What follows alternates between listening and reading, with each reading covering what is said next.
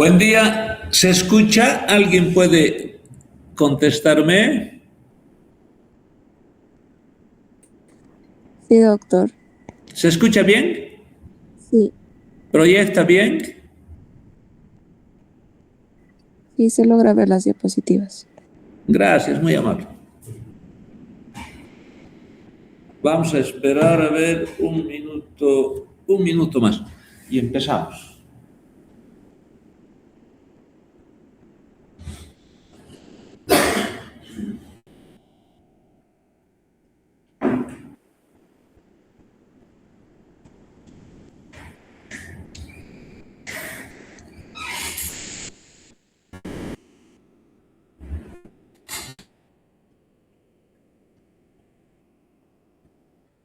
Ya, el tema que vamos a ver hoy día es fiebre reumática, muy asociada está a estreptococo del grupo A. Lo lógico es primero que sepan qué es el estreptococo.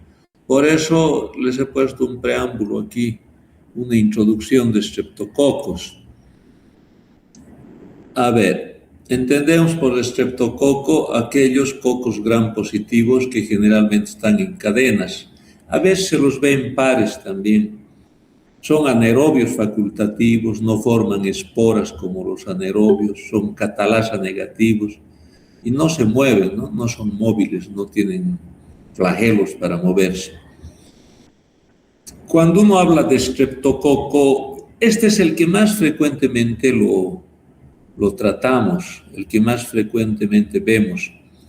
Y siempre decimos, no siempre, pero frecuentemente, estreptococo beta hemolítico del grupo A.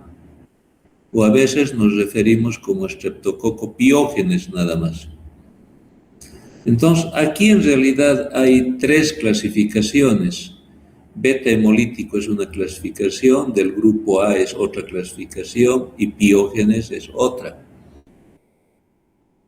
Y si vamos por el del medio, por el primero, beta hemolítico, ¿qué significa? Los estreptococos se pueden clasificar cuando van creciendo en agar sangre y hacen sus colonias, empiezan a crecer. Alrededor pueden hemolizar en forma incompleta la hemoglobina y se forma un halo verde. A ellos se llama alfa-hemolíticos. ¿Qué significaría alfa-hemolíticos? Hemólisis incompleta, color verde. Por eso se llaman también los viridans de verde, Streptococcus viridans. Hay varios Streptococcus viridans, muchos lo hacen así. Otros, en cambio, los menos, hemolizan completamente la sangre. Esta sangre de acá lo hemolizan hasta que se ve siempre el vidrio de la caja de Petri. Entonces, ellos se llaman beta hemolíticos. Y hay otros que son gamma hemolíticos, no hemolizan nada, ni incompleto ni completo. Vean, estos son los alfa hemolíticos, color verde, hemólisis incompleta. Estos son los beta hemolíticos, completo. Este, por ejemplo, es un estreptococo del grupo A. Es beta hemolítico porque está hemolizando completamente. Este es el que nos interesa en esta clase. Y estos son los gamma hemolíticos que no hemolizan nada, ¿verdad? Ni incompleta ni en forma completa. Ahí lo tiene una muestra más. Esa es una clasificación. En 1933, a los pocos estreptococos que habían todavía, la doctora Lancefiel los clasificó no por la hemólisis, sino más bien por el contenido del antígeno de pared. Era distinto. Había muchos antígenos de pared distintos en los estreptococos. Entonces los fue clasificando.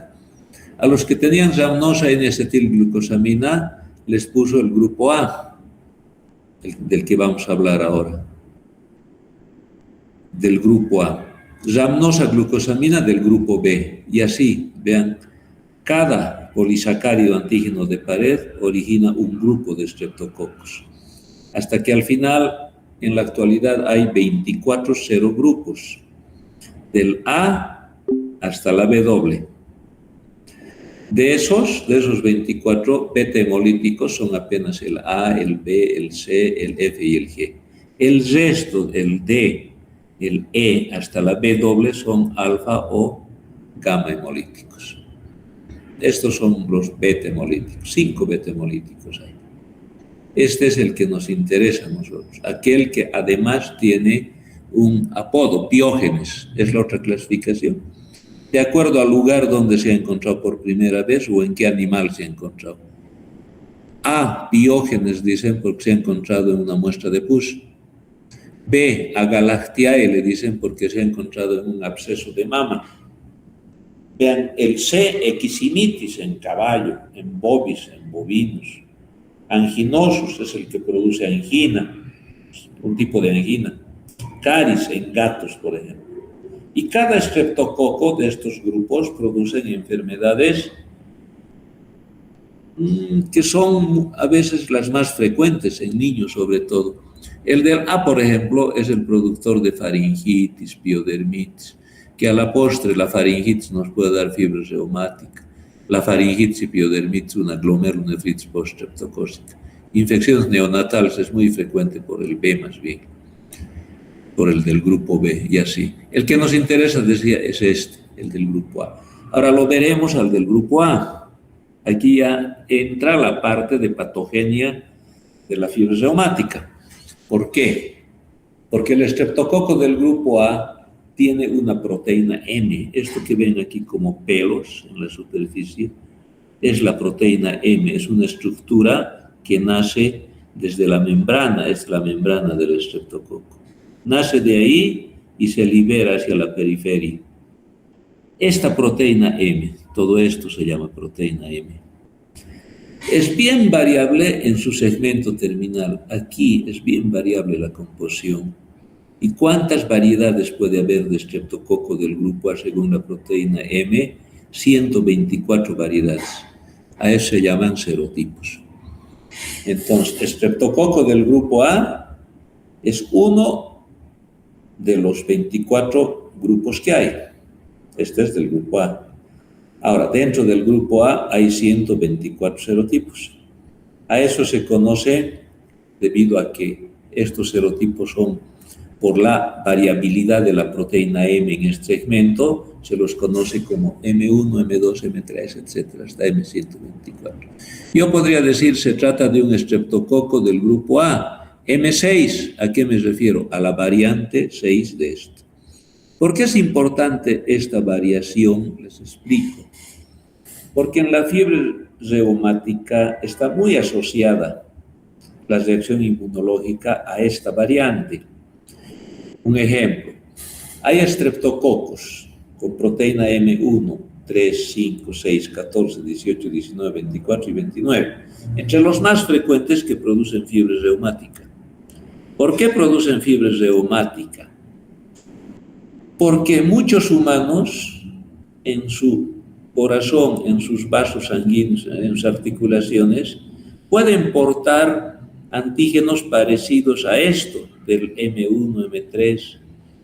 Un ejemplo, si yo, por ejemplo, comparto con los M1 mis antígenos de corazón, de los núcleos basales, de mis articulaciones, etc., con el estreptococo M1, va a ser peligroso que yo me enferme con el estreptococo del grupo 1, porque mi organismo va a hacer anticuerpos contra el 1.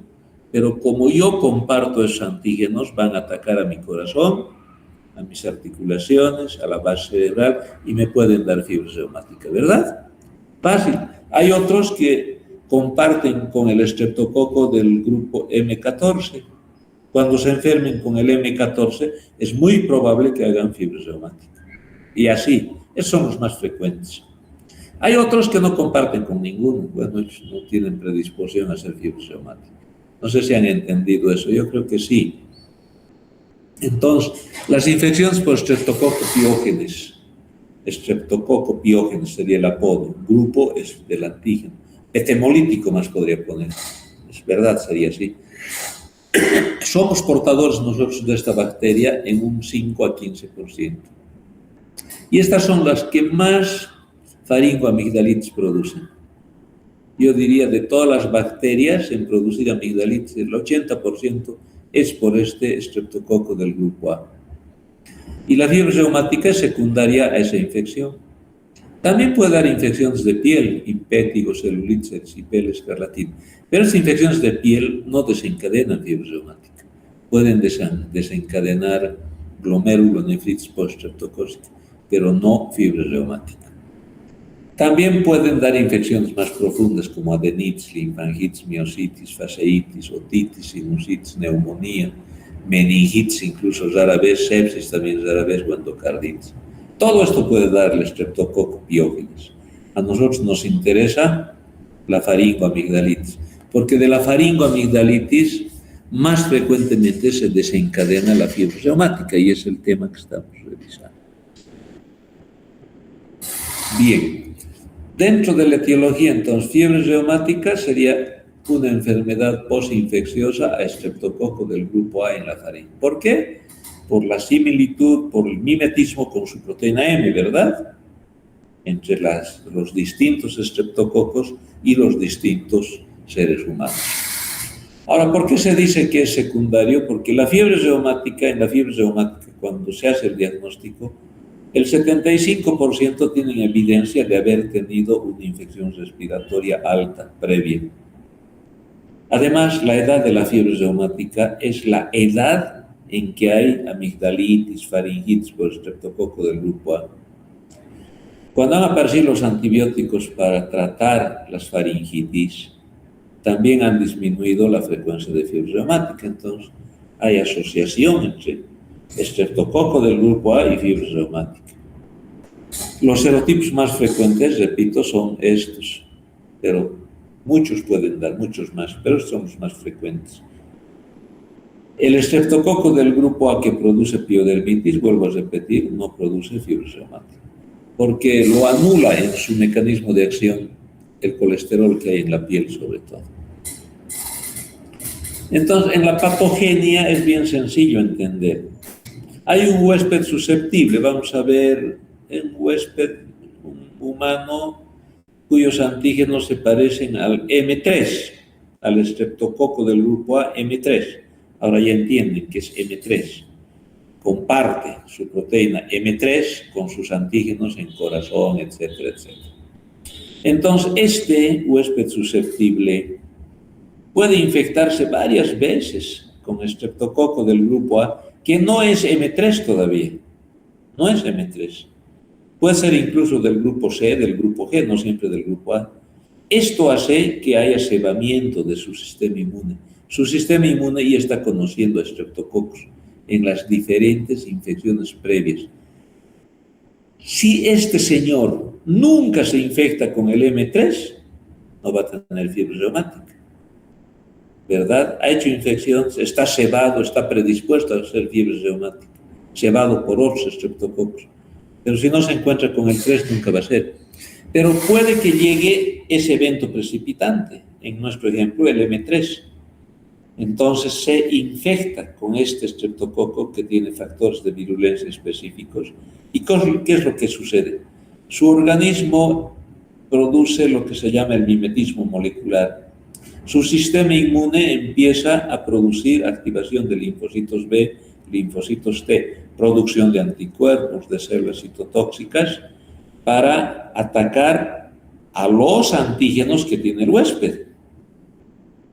Estos anticuerpos, todos estos linfocitos reactivos se han producido con el estreptococo con el cual se parecía, ¿verdad? Y se enferma de fiebre reumática.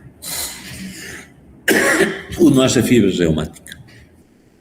Ahora, si has hecho fiebre reumática, la fiebre reumática generalmente se autolimita, dejando secuelas cardíacas, no dejando secuelas en las articulaciones. Generalmente muerde al corazón, dicen, pero lame las articulaciones.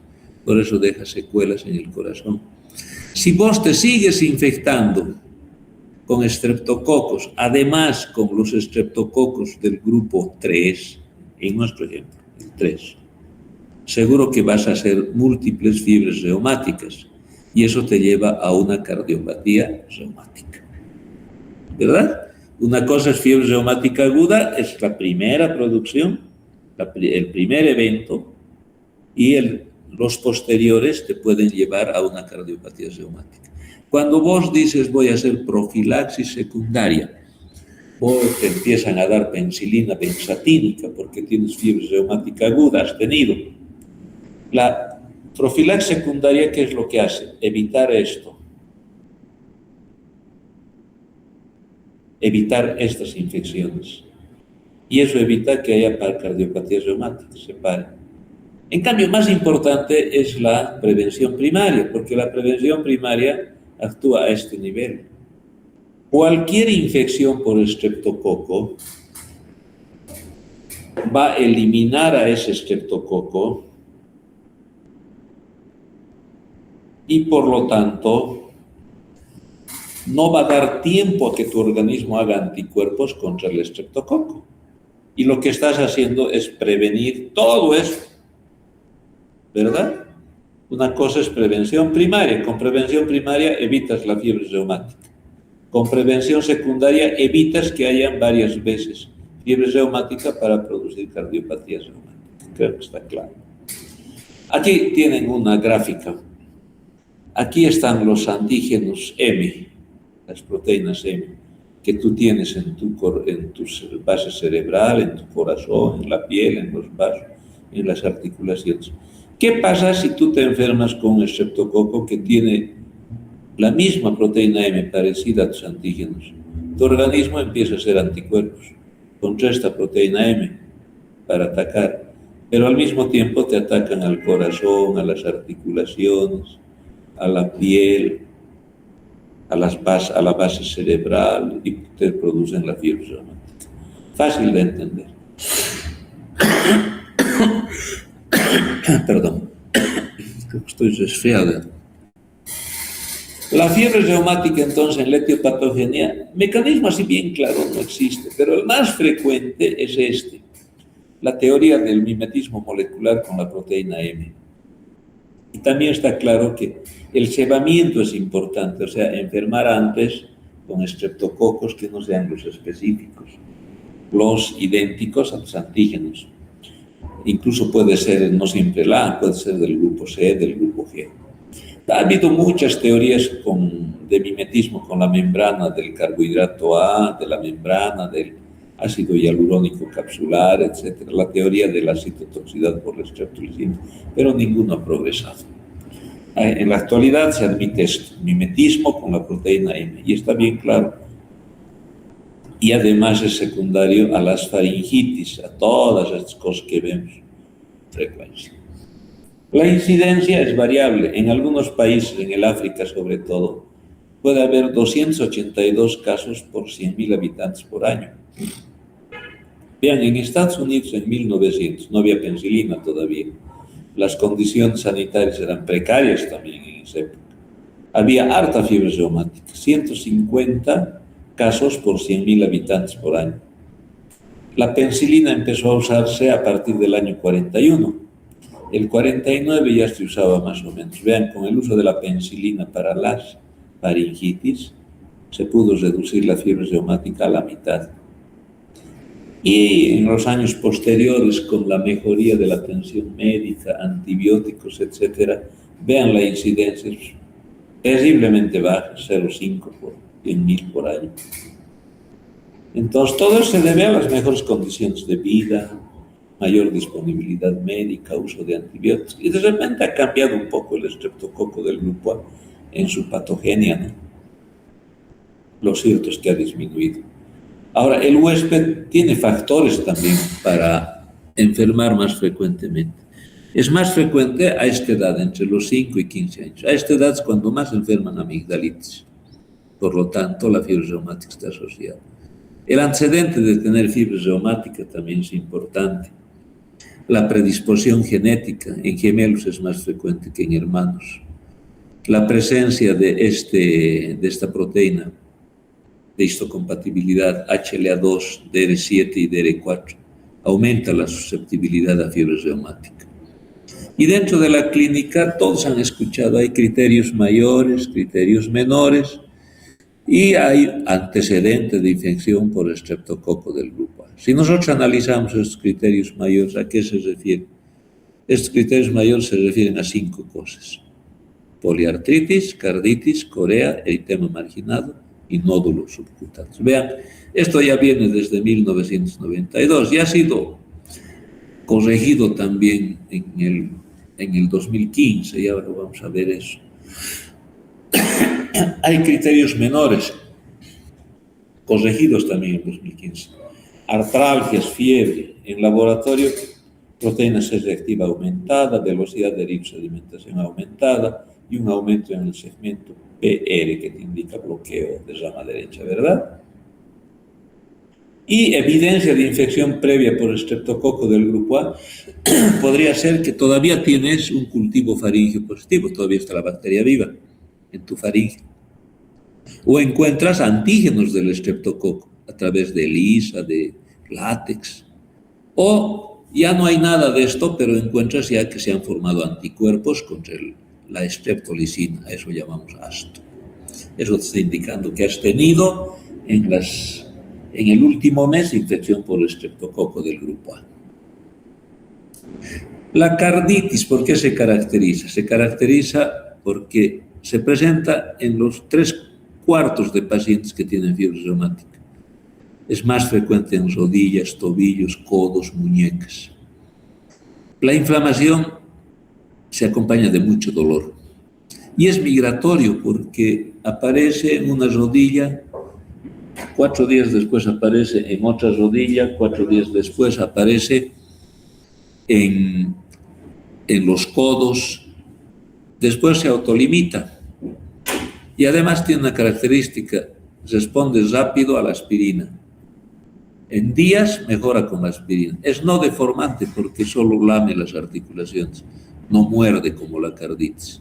Es la primera manifestación con frecuencia de una fiebre reumática. Hay una relación inversa con la carditis, dicen. ¿Qué significa? Si es más grave la artritis, es más leve la carditis. O al revés, si es más grave la carditis, es más leve la artritis. Vean las articulaciones, sobre todo las rodillas, los codos, las muñecas. Mucho dolor. La carditis se presenta en más de la mitad y es la más grave, porque en la fiebre reumática se muerde al corazón. La pancarditis, puede haber pancarditis, o sea, completa, de leve a fulminante. La endocarditis, pero es la más frecuente. Después viene miocarditis, pericarditis variable. ¿Cuál es la forma más frecuente? Es la mitral aislada, o sea, una carditis de la válvula mitral, que te produce insuficiencia y posteriormente te lesiona, te cicatriza y te produce estenosis.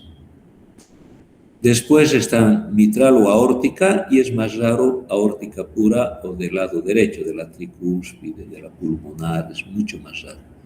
Evoluciona a valvulopatía progresiva, hemos visto, ¿no? Crónica, y predispone a endocarditis infecciosa. Vean, de lesiones con inflamación, a destrucción de los pilares, a estenosis, sobre todo de la válvula mitral cuadril. Y se manifiesta también un corazón enorme aquí en esta radiografía. Es las secuelas que quedan ya, ¿no? O regurgitaciones por la válvula mitral. Eso da el soplo sistólico. Pues cuando uno escucha en niños de esta edad soplo sistólico, lo primero que piensa es fiebre reumática.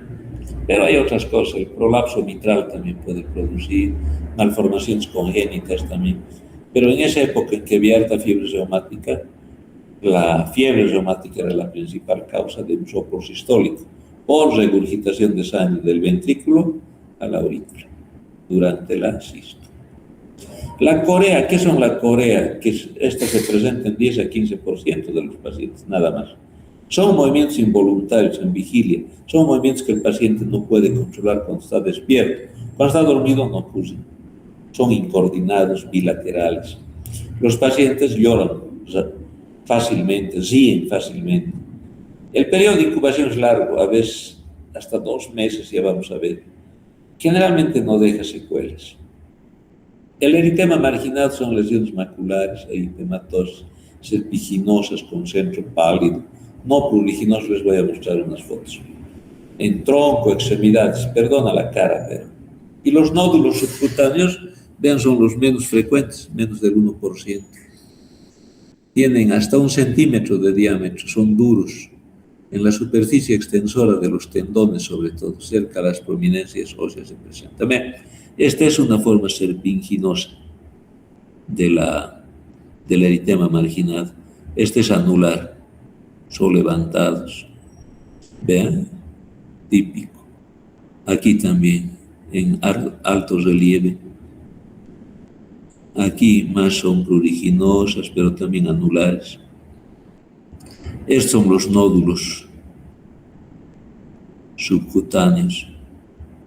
Aquí tienes un nódulo en la parte extensora de los tendones, sobre todo de las articulaciones mayores. Y vean entonces los 5 criterios mayores. 3 de ellos, la poliartritis, carditis y el tema marginado, ocurren generalmente 2 a 3 semanas después de la infección por estreptococo del grupo A, con el cual compartes antígenos, con su proteína E. En cambio, la corea se presenta entre mes y medio, 2 meses, 3 meses. Después es más lenta la producción, igual que los nódulos subcutáneos, más allá de los 2 meses de la infección primaria, ¿no?, por estreptococo. Los criterios menores, en cambio, son dolor sin artritis, eso se llama artralgia. Fiebre de más de 38, eso también ha cambiado un poco, lo vamos a analizar. En etapa temprana, proteína C reactiva elevada, velocidad de eritrodimentación acelerada y el segmento peri alargado, que te indica, hemos dicho, bloqueo primario. No predice secuelas, nada.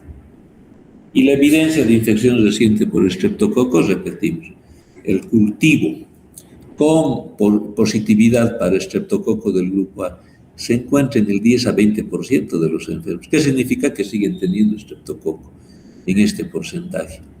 El asto, el 80% de los que tienen fiebre reumática tienen el asto elevado. Pero encontrar asto positivo no significa que tengan fiebre reumática. Es muy distinto. Es distinto decir, los pacientes con fiebre reumática generalmente tienen asto elevado. Eso es distinto a decir, el asto indica fiebre reumática. No, el asto te indica solamente que ha habido una infección previa por estreptococo del grupo A. De repente no era el estreptococo con el cual compartes, cualquier estreptococo te eleva el asto, la antiestreptolicina, o la antideneasa, o la antihialuronidasa. Hay que entender esta parte. En el ejemplo que teníamos era el estreptococo del grupo A, del M3, ¿les recuerdan? Si tú enfermas con el M50, se eleva tu asto, pero eso no significa que tengas fiebre reumática, pues. O enfermas después con el 100, se eleva tu asto, pero no significa que tengas fiebre reumática. Pero si algún rato te enfermas con el 3 y se eleva tu asto, bueno, es un hallazgo de la fiebre reumática que tienes, ¿no? Ahora, para hacer el diagnóstico, siempre se ha utilizado esto, en 1992, para ver las probabilidades de fiebre reumática. Si tú consideras 2 signos mayores más 1 menor, siempre con evidencia de infección del estreptococo del grupo A, es muy probable que sea fiebre reumática. Por ejemplo, una carditis con las características que hemos hablado, con una poliartritis que hemos hablado también, más un signo menor, fiebre, y además que tienes un asto positivo, bueno, estás autorizado a decir, puede ser fiebre reumática. Uno mayor, una poliartritis con 2 menores, artralgias y fiebre, pero donde has encontrado antígenos de estreptococo en la faringe, además de que tu asto está positivo, bueno, pues tienes autoridad para decir fiebre reumática. En la corea y en la carditis indolente, o sea, silenciosa, no siempre hay evidencia de infección, porque les he dicho que la corea se presenta 2 meses, 3 meses después de la infección. Hasta ahí, el asto, por ejemplo, ya ha podido disminuir, antígenos ya no hay y el cultivo negativo.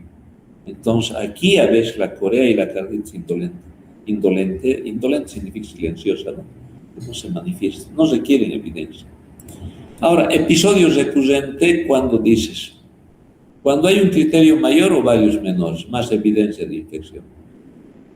Esto es lo que tienes que prevenir con la profilaxis secundaria, ¿no es cierto? Esto se ha cambiado el 2015. ¿En qué cosa han cambiado? A ver, esto hemos revisado.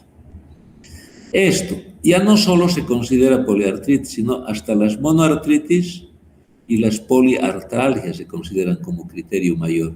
Este es el cambio que ha habido. Para que nadie se escape del diagnóstico de fiebre reumática lo han hecho, sobre todo en los lugares donde hay mucha fiebre reumática.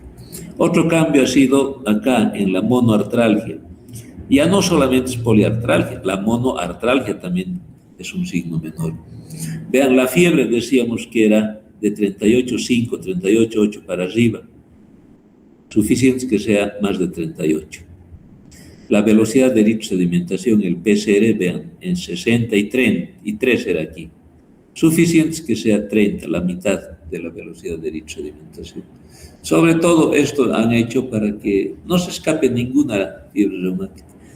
En los países donde todavía hay fiebre reumática, ¿no? En los países donde no hay, seguramente se siguen usando esto. No es la explicación nada más. El diagnóstico diferencial de la artritis tienes que hacer con la artritis reumatoidea.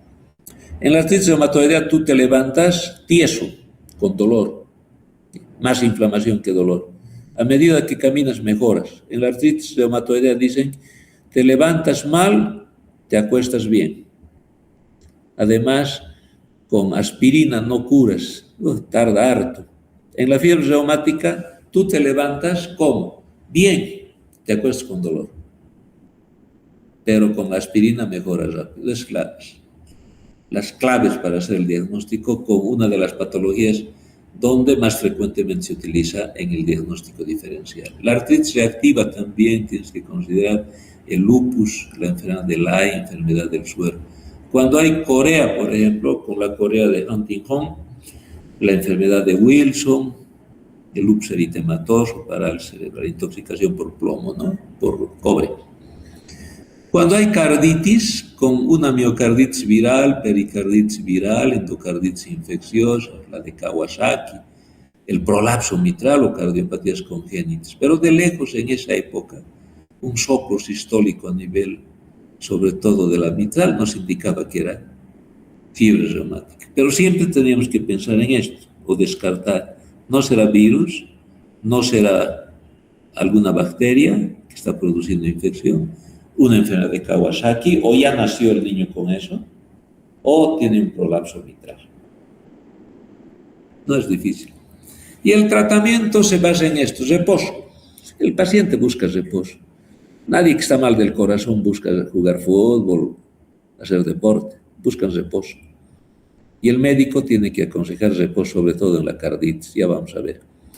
Monitorización. Hay que monitorizarlo, constantemente controlarle para ver si no aparece carditis en un paciente que todavía no tiene.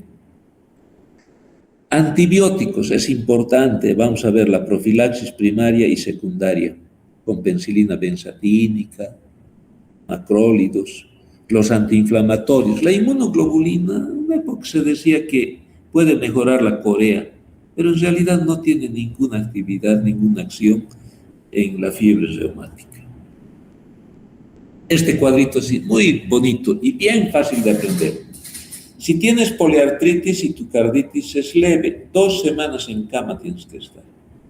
Y cuando sales de la cama, 2 a 4 semanas más en reposo relativo, sin hacer deporte, por supuesto. A estos pacientes se les empieza aspirina, 100 miligramos kilo peso día, por 2 semanas. Y después le bajas a 75, ya no 100, 75, por otras 2 a 4 semanas. Muy relacionado con esto, ¿verdad? Cuando la carditis es moderada, 1 mes en cama. 1 mes a 1 mes y medio, reposo relativo. A ellos hay que empezar ya prednisona. 2 miligramos kilo peso día en 2 dosis por 2 semanas. Y cuando acabe la primera semana de prednisona, empezarle ya la aspirina, 75 miligramos kilo peso, por 4 a 6 semanas, o sea, iniciaría en la segunda semana. Cuando la carditis es grave o hay insuficiencia cardíaca o pericarditis, cama durante todo ese periodo de insuficiencia cardíaca congestiva. 3 meses hay que tener cuidado. Prednisona se da por 3 semanas, igual que aquí. En la inicio de la tercera semana y hay que empezarle también aspirina. O sea, en la última semana de prednisona está con prednisona y está ya con aspirina. En la última semana de prednisona está con prednisona y está con aspirina en este caso. Esta guía es buena. Ahora, esta era la patogenia. Aquí llamábamos profilaxis. Lo ideal es hacer profilaxis primaria. Todas estas infecciones que no son por estreptococo del grupo específico para vos, vamos a decir, peligroso para vos, o peligroso incluso, trátalos bien. A eso se llama prevención primaria. Utilizar buenos antibióticos para evitar, para que esto se cure rápido y el sistema inmune no empiece a cebar. Y cuando haya este problema, no haya problema de fiebre reumática. Entonces, con eso prevenimos todo. No va a haber nada. En cambio, eso puedes hacerlo utilizando penicilina benzatínica en las amigdalitis. 600.000 si pesa menos de 25 o 1.200.000 unidades si pesa más de 25. De 27, perdón, no 25. Intramuscular, una sola vez suficiente. Eso es suficiente para tratar una amigdalitis. Por vía oral también puedes tomar. Menos de 27 kilos, 250.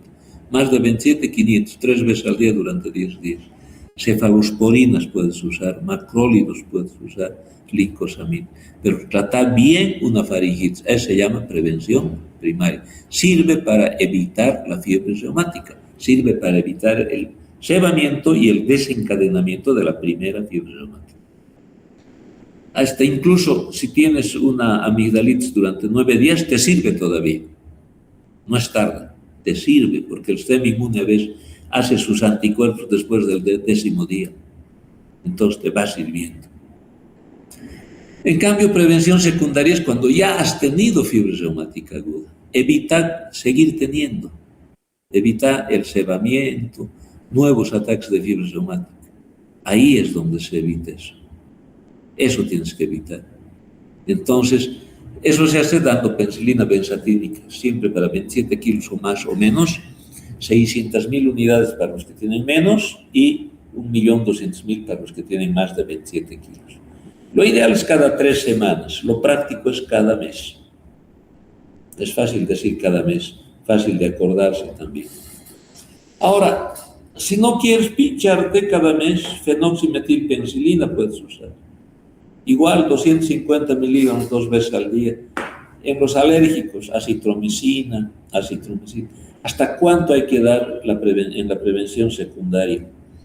5 a 10 días después del último ataque. O si antes de esto el paciente cumple 18 o 25 años de edad. Entonces es lo ideal. Pero si ha habido una carditis grave o se ha operado el paciente de por vida, el tratamiento, ustedes deben saber, hay todavía pacientes que reciben penicilina benzatínica cada mes. Es precisamente para hacer prevención secundaria. Es porque ya han tenido fiebre reumática. Y el pronóstico es bien sencillo. Cuando tienes una carditis inicial y no haces nuevas fiebres reumáticas, te puedes liberar en un 70% de esa cardiopatía. O sea, volver a ser normal. Después, más grave la carditis, más grave o más frecuente va a ser la cardiopatía residual. Se supone, ¿no? Más grave el ataque a tu corazón, las secuelas van a ser más graves. Carditis, si hay carditis en el primer ataque, es muy probable que en los siguientes también haya carditis, porque ese corazón ya está predispuesto, ese corazón ya se ha dañado, ese corazón tiene los mismos antígenos que el estreptococo. No te contagies de nuevo con ese estreptococo. Para eso sirve la carditis, la profilaxis secundaria.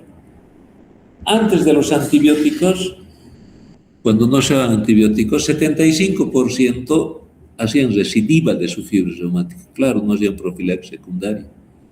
50% el primer año, 10% en los siguientes. El pronóstico era feíto, ¿no? Ahora, la corea pura te puede llevar también a una cardiopatía reumática en los siguientes 20 años. Hay que hacer profilaxis antibiótica, aunque sea solo con presencia de corea, y una corea pura, sin cardiopatía al principio. Posteriormente, si te reinfectas, Ahí recién se puede producir cardiopatía reumática o las veces siguientes. Entonces el tema, vean, no es muy largo. Hemos podido